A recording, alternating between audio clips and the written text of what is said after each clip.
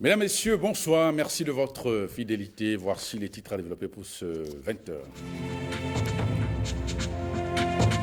Prestation de serment des membres du Corse Lépi à Cotonou ce vendredi. C'est un serment reçu par les 7 sages de la Cour constitutionnelle.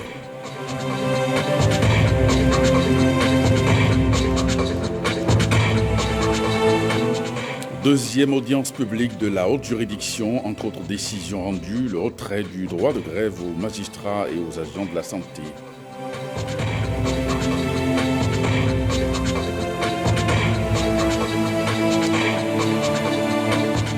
Harmonisation des tarifs de transport, les actes valides de documents qui fixent les nouveaux prix, une décision déjà approuvée par certaines organisations de transporteurs.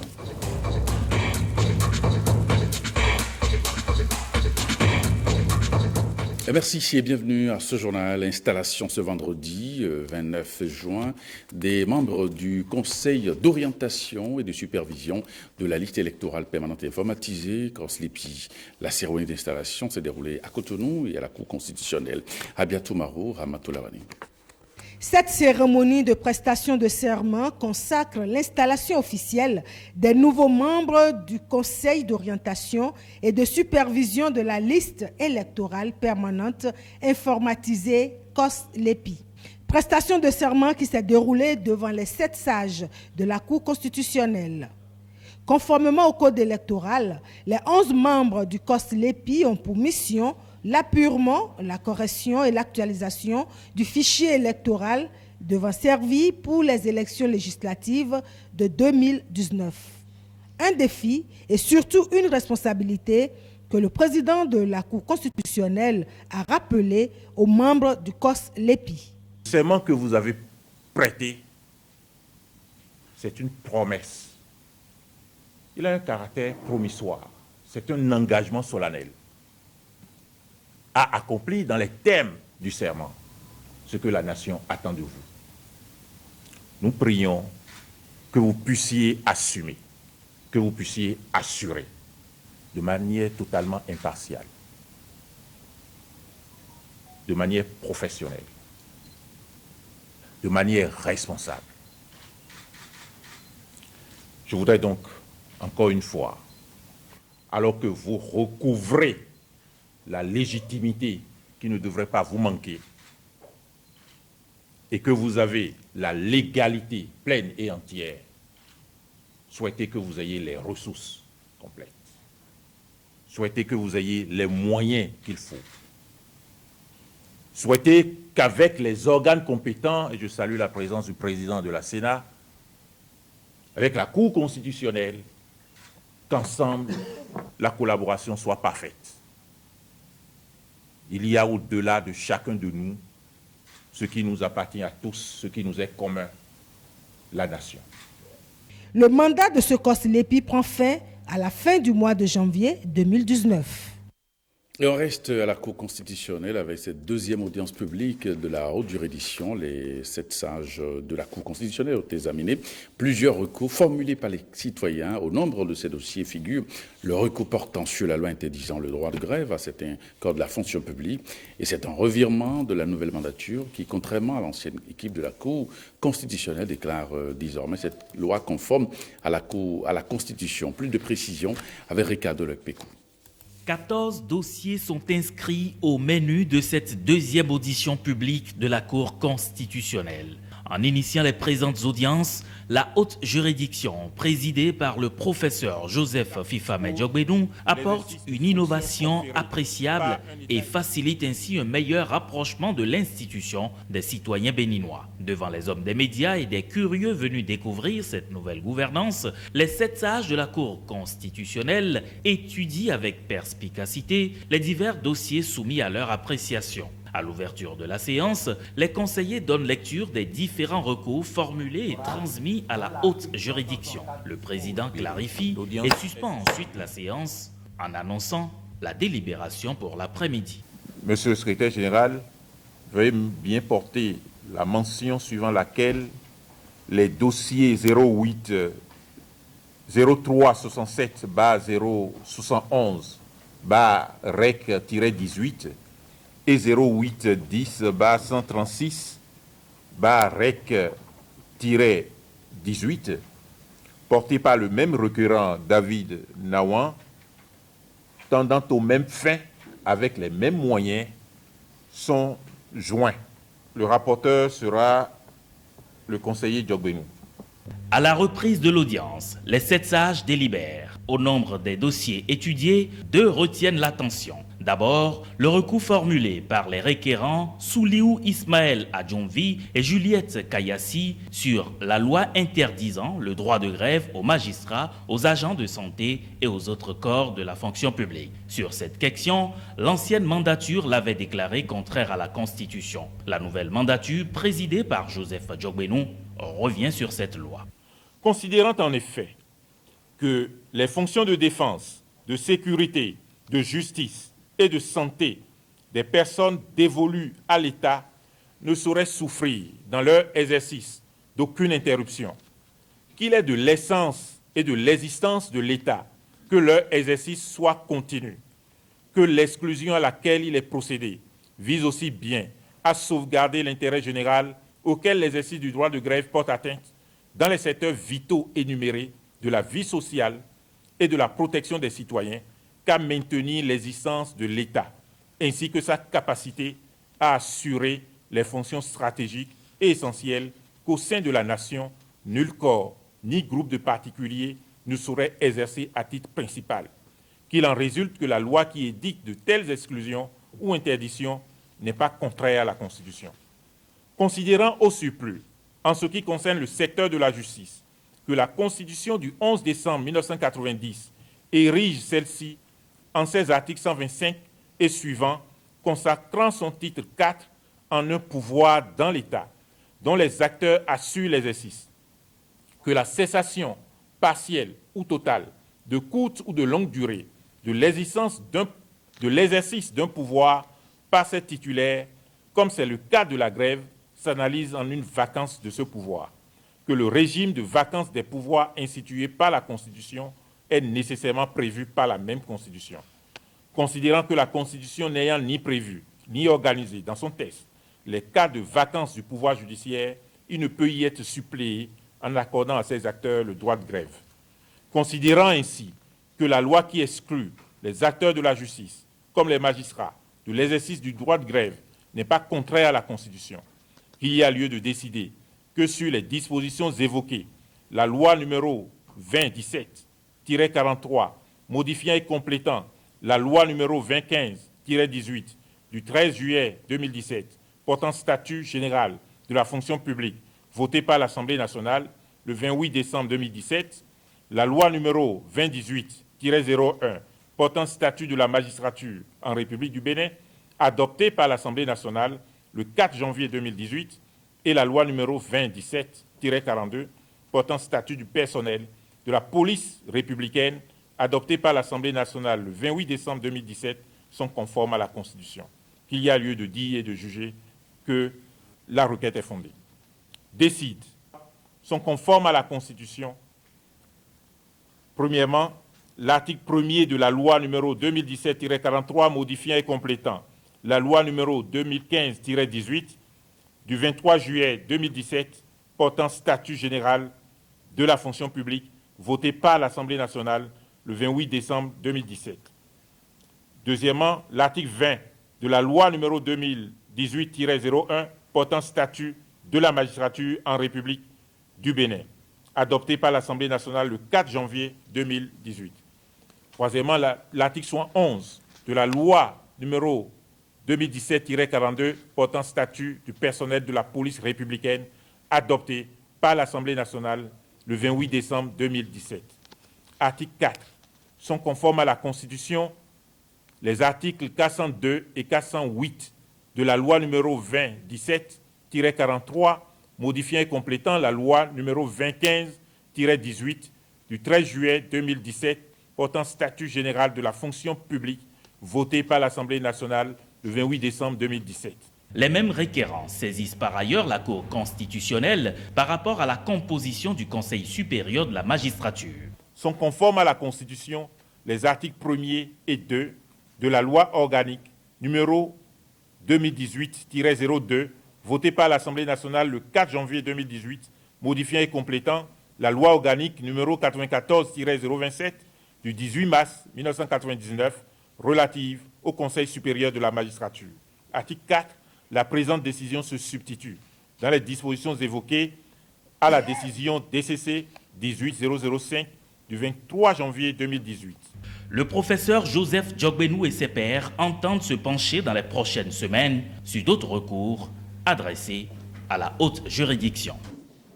Et vous suivrez dans nos programmes de ce soir le compte-rendu intégral de cette audience publique. Et on en parle encore. Cette décision donc est appréciée diversement par nos compatriotes. Il y a là deux hommes de droit, le bâtonnier Jacques Migan et maître Bastien Salami, saluent une décision de justice. On les écoute au micro de Jérôme Bois. C'est une décision qui est juste. Parce que pour la comprendre, cette décision, il faudrait tenir compte de ce que la Constitution a dit en ses articles 98-21, que la définition du droit de grève est du domaine de la loi.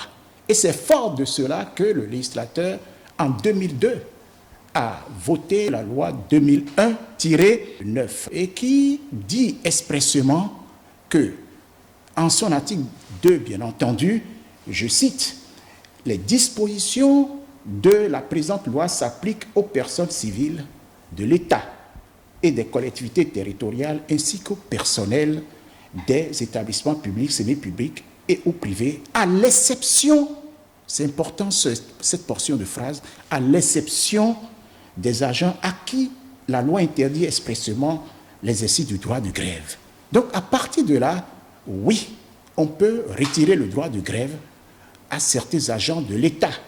On peut le retirer puisque la loi dont je viens de faire état a été portée à la connaissance de la Cour constitutionnelle. Et la Cour, en son temps, a bel et bien dit que cette loi est conforme à la Constitution. Il vous souviendra qu'en 2015, si mes souvenirs sont bons, la Cour présidée en son temps par le bâtonnier Dessous-de Robert a décidé que le droit de grève devrait être retiré aux douaniers, aux agents des douanes. Alors, au moment où devrait être prise la décision concernant la nouvelle loi votée cette année par les députés en ce qui concerne les agents de sécurité, de la santé, les magistrats, on a été surpris, tout le monde a été surpris que le professeur Olo, qui était le vice-président en son temps, n'ait pas suivi ce qui avait été rendu au moment où le bâtonnier Dessous Robert était aux responsabilités. Que la Cour présidée par le professeur Djogbenou dise aujourd'hui que le droit de grève doit être retiré aux magistrats, aux agents de la santé ou encore de la sécurité, je crois que, comme je l'ai dit tout à l'heure, c'est une décision qui est juste. Elle est juste, surtout quand on tient compte de la motivation de la décision rendue. Je tiens à vous dire que c'est une décision dont la motivation est très forte, pertinente et techniquement fondée. Imaginez les agents de la santé faire grève, nous l'avions connu. Les morts, c'est parce que les uns et les autres n'ont pas eu les statistiques pour comprendre les morts qu'on a eues lorsque les agents de la santé ont fait grève tout récemment, sans service minimum, alors qu'à l'époque, le service minimum était prévu. Il y a un bloc qui dit c'est possible de réduire, voire même d'interdire. Deux autres disent ce n'est pas possible de le faire.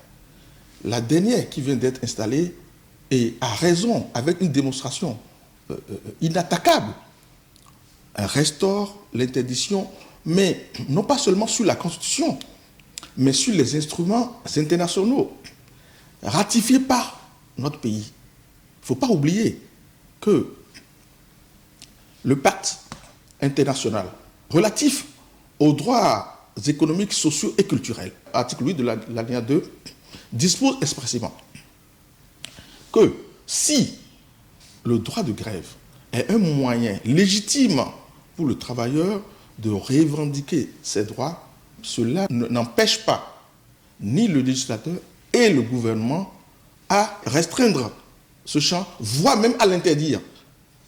C'est l'OIT, ce sont les dispositions de l'OIT qui sont des décisions supranationales qui sont supérieures à notre Constitution.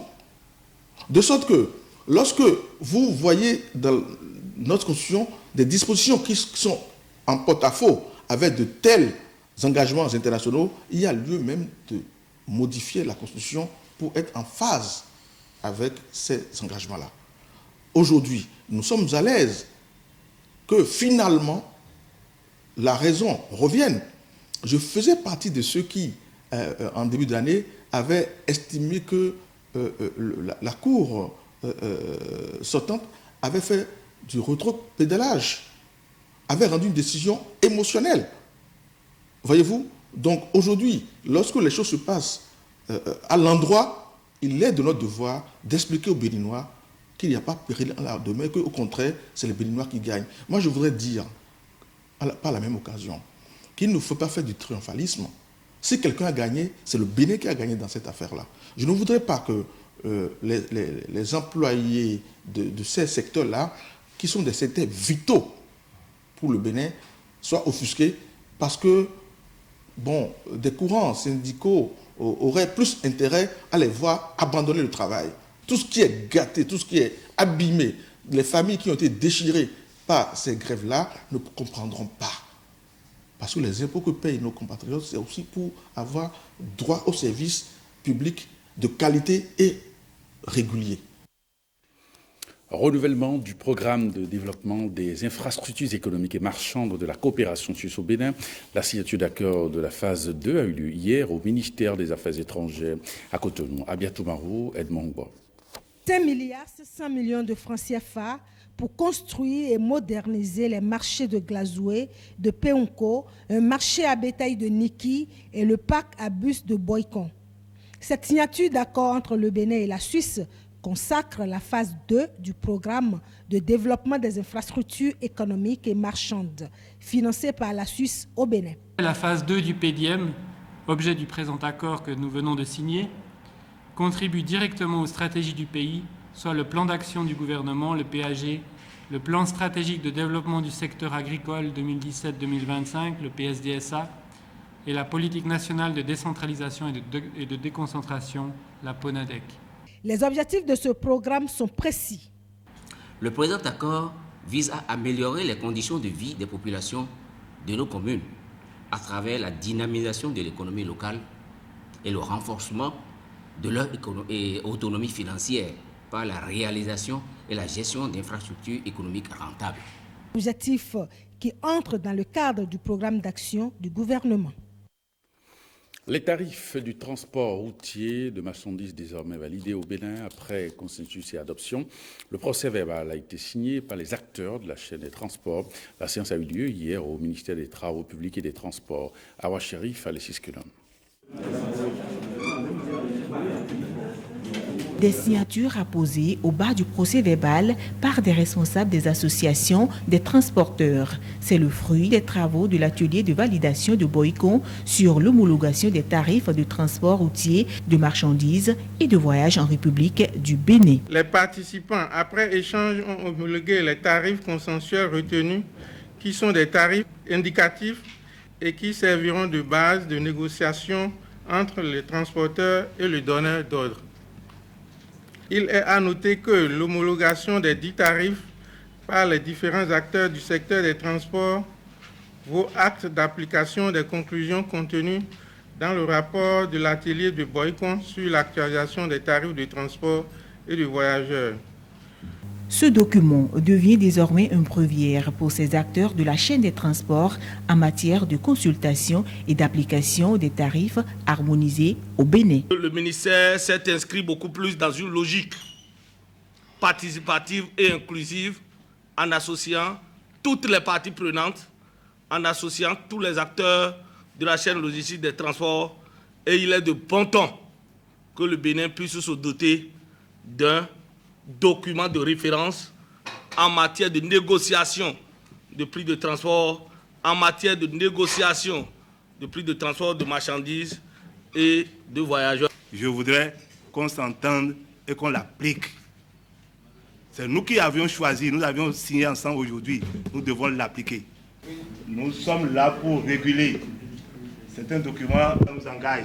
À travers cette homologation, les acteurs sont désormais décidés à accompagner le gouvernement du président Patrice Talon dans les nombreuses réformes dans le sous-secteur des transports. Ils pourront également jouir aussi des fruits de leurs activités. Et parlant de cette harmonisation des tarifs de transport, certaines organisations de transporteurs approuvent la décision. C'est le cas du syndicat des transporteurs et importateurs, nouveau associé du Bénin. On écoute donc ce responsable au micro de William Tchoké. Le moment tant entendu est finalement arrivé. Il revient aux structures fertières d'informer tous les transporteurs béninois, nigériens, burkinabés qui travaillent avec le port de Cotonou de cette nouvelle liste tarifaire. Au niveau de Central INAB, nous avons beaucoup apprécié la validation de ces prix-là, car ce n'est un secret pour personne que tout ce qui intervient dans le secteur transport a connu une augmentation.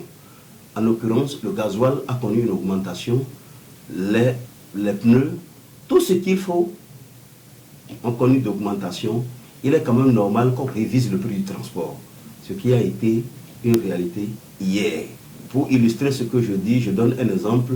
Le prix du transport de Cotonou à Maradi, une ville du Niger, de 45 000 est passé à 53 000. Donc on attend, dans quelques jours, il y aura un comité qui sera mis en place pour veiller au respect de ces tarifs. Je nous exhorte à tenir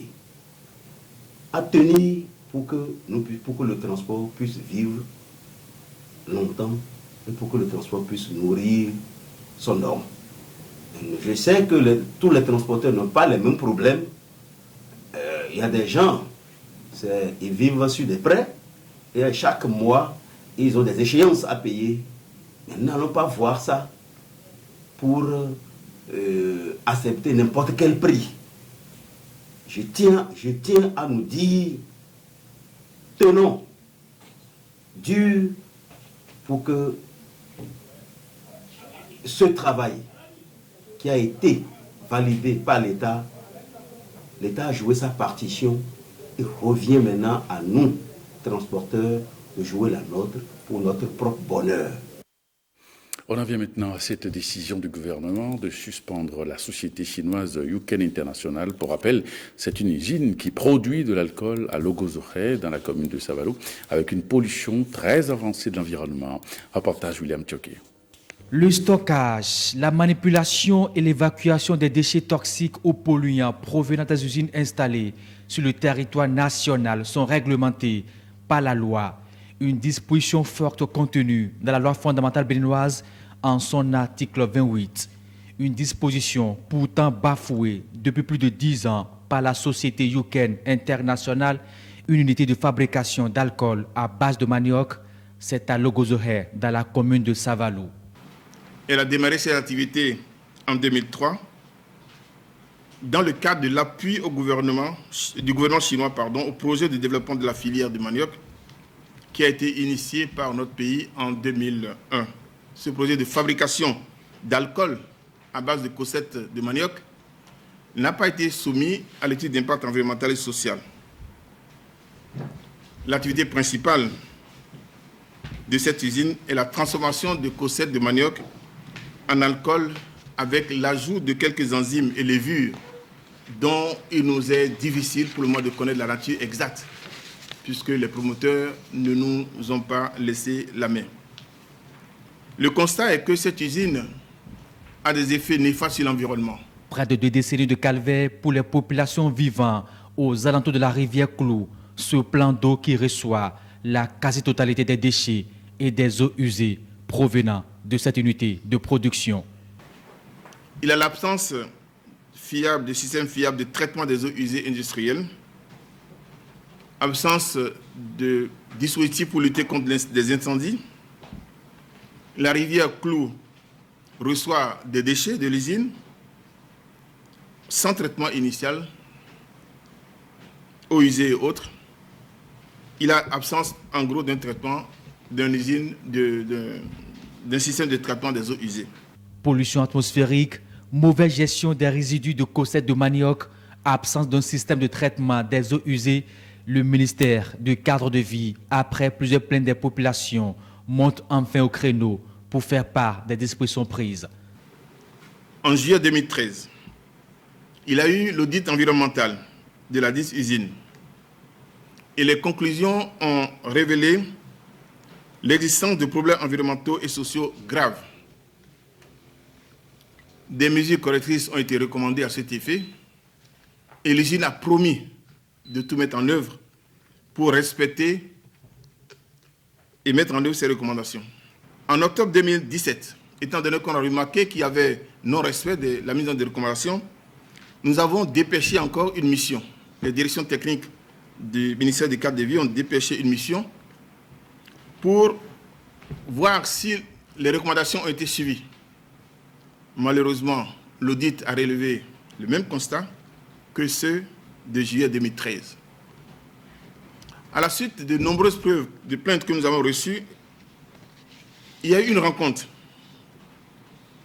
qui a été initiée. Il y a d'abord eu en janvier 2018, le 25 janvier précisément, suite aux plaintes, toujours, une inspection des lieux a été diligentée et les mêmes constats par rapport à la mauvaise gestion des eaux usées ont été faits. L'usine, encore une fois, a pris des engagements pour déclencher la procédure d'obtention de permis de déversement. Pour le cas de cette usine qui a démarré ses activités en 2003, normalement, cette usine devrait réaliser une étude d'impact environnemental et avoir un certificat de conformité environnementale, ce qui n'a pas été le cas. Voilà pourquoi, dès que nous avions appris et on a reçu des plaintes, on les a soumis aux audits, puisqu'on ne peut plus leur demander de réaliser une étude d'impact environnemental pour avoir un certificat de conformité. Donc ça a été rattrapé donc, par des audits et le directeur de l'ABE a cité tous les audits que l'ABE a fait, donc avec des recommandations, mais qui malheureusement n'ont pas été suivis. Pour l'heure, la situation de pollution continue et s'aggrave malgré les injonctions de l'autorité. Selon le décret du Bénin de 2001 sur les registres des eaux réduisiennes, normalement c'est 1 mg par litre.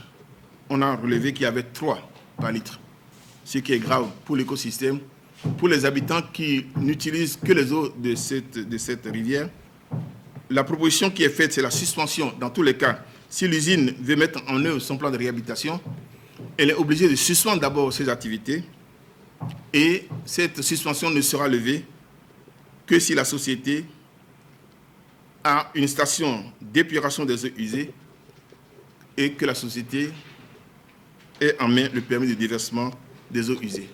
Une suspension de la société, c'est la décision prise par le ministère du cadre de vie. Mais que faire des dégâts causés pendant plus de 10 ans à la rivière Clou et aux populations de Logozoré? Ce journaliste RFM, merci pour votre fidélité. À 23h30, vous aurez dans ce studio Jérôme Bumbo pour le JT Soir. Merci et bonne soirée chez vous.